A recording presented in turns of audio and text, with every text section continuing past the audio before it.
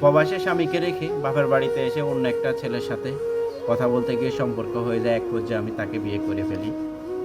এখন আমার স্বামী জানতে পেরে আমাকে ডিভোর্স দিতে চাচ্ছে। এখন আমি কি করব? ঘটনাটি এমনই, সৌদি প্রবাসী ভাইয়ের বউয়ের মেসেজ ছিল, তারই জীবনের গল্প আমি আপনাদের মাঝে প্রকাশ করতেছি। আমার নাম বিথি। আমার পূর্বের সম্পর্ক ছিল আমার পাশের গ্রামের একজনের সাথে। আমার বাবা-মা সহ কথা বলে আমাদের এক পর্যায়ে বিয়ে হয়ে যায়। বিয়ের ১ম দিকগুলা খুব ভালো চলতেছে। শ্বশুরবাড়িতে অনেক আনন্দে চলতেছে। খুব সুন্দর। আমার কম বয়সে বিয়ে হয়। তবুও ফ্যামিলির চাপ বা আমার স্বামীর চাওয়াতে আমি বাবু কনসেপ্ট করে নিই তখনই। বিয়ের ৩ মাস ৩.৫ মাস যাওয়ার পরে আমার স্বামী আবার সৌদি চলে যান। সৌদি চলে যাওয়ার পরে আমার জীবনে অশান্তি নেমে আসে। আমার শ্বশুর এসে প্রায় সময় আমার রুমে বসে থাকতেন, আমার রুমে সিগারেট খাতেন এবং কি আমি ওই সময়গুলা আমি বাইরে চলে যেতাম। কিন্তু উনি এসে দেখতেন আমি যখন রুমে আসতাম, আমার রুমে এসে বসে থাকতেন। তখন আমি এই কথাগুলা আমার শাশুড়িকে জানাই এবং কি আমার স্বামীকে জানাই।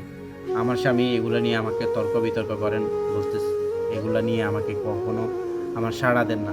বরং আমার সাথে প্রতিটা মুহূর্ত তর্ক-বিতর্ক করতে থাকেন এগুলা নিয়ে।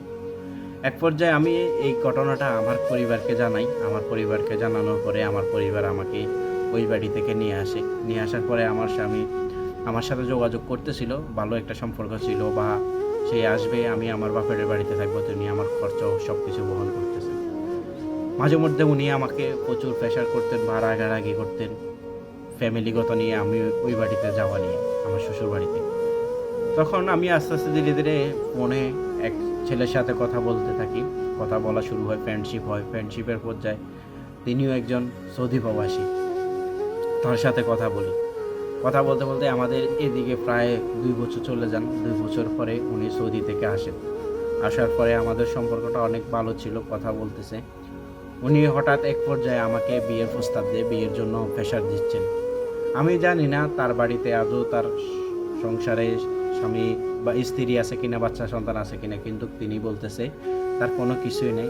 সম্পর্ক তো অনেক দিন হয়ে গেছে। বাড়িতে আসার ৩ মাস ছিলেন, উনি ছুটিতে আসলো। ৩ মাসের ভিতরে আমাকে বিয়ের জন্য প্রচুর প্রেশার দিতে থাকে। তখন এক পর্যায়ে তিনি যেদিন সৌদি আরব চলে যাবে, আমি ওইদিন তার সাথে আমার বিয়ে হয়ে যায়। তার সাথে যেদিন চলে যাবে ওইদিন সকালে আমার বিয়েটা হয় তার সাথে। বিয়ে করার পরে বিকালে উনি চলে যান। চলে যাওয়ার পরে উনি তেমন আমার সাথে আবার যোগাযোগ কমিয়ে দিয়েছেন। আসলে কি সে বিবাহিত কিনা আমার যতটুকু ধারণা, আমি পরবর্তীতে বুঝতে পারি যে সে দেশে এসে বিয়ে করে নিয়েছেন এবং আমাকেও বিয়ে করে রাখছেন। এখন সে বলতেছে যে তাকে আমি বিয়ে করার জন্য অনেক না করছি। আমি বিয়ে করব না। আমার সন্তান আছে যেহেতু, আমার একটা ছেলে আছে।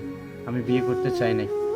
অনেক জোরাজুরির পরে তিনি বিয়ে না করলে সুইসাইড করবে, গাড়ির তলে পড়বে এবং বিদেশ যাবে না। নানান ধরনের ভয় বেঁধে দিয়ে আমাকে বিয়েটা করে নেয়। বিয়ে করার পরে চলে যান সৌদি আরব। চলে যাওয়ার পরে তিনি ১ম কিছুদিন আমার সাথে যোগাযোগ করছে। পরবর্তীতে আর যোগাযোগ তেমন একটা করেন না।